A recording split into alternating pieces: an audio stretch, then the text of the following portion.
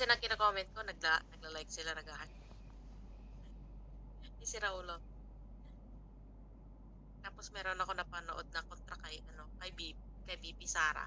In-report ko ah.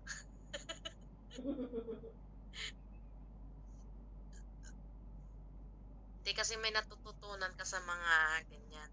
Maganda. Nai-stress ka Nanonood ka lang. na. Natututunan. Stress ang Hindi, nabibigay meron nila. kasi,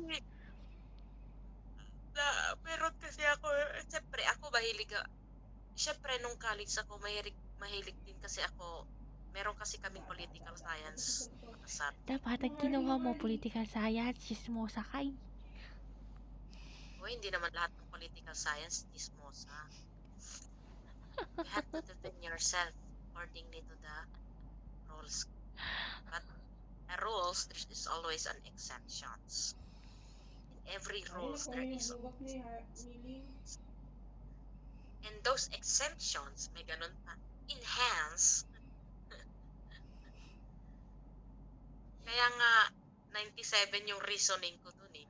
Ah. Kasi nga, Ikuan mo tuloy mo. 97 nga yung grades ko dun kasi nga magaling ako sa reasoning. Marason ka kasi, kaya 97 ka. Kasi, ano yan, meron kaming araw-araw na debate. Magbibigay yung professor namin ng pandate ng situational events. Tapos, tatlo bawat panel. Meron kami tigpa 5 minutes to defend ours. Defend yourself. Uy, ang ganda ng set ko doon, ha?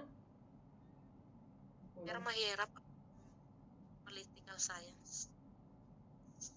Pinakamahirap na subject ang dami mong i-memorize na article. Utang ina.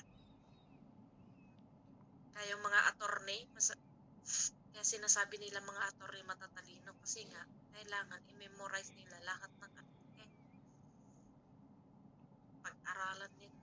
Hindi naman sa memorize, kundi dapat alam nila bawat article. Kung saan nagmula. Doon ko nga natutunan magbasa ng poetry. Yung kay Edgar Allan. Pinakamagandang poet. Sige, Edgar Allan. kunin mo.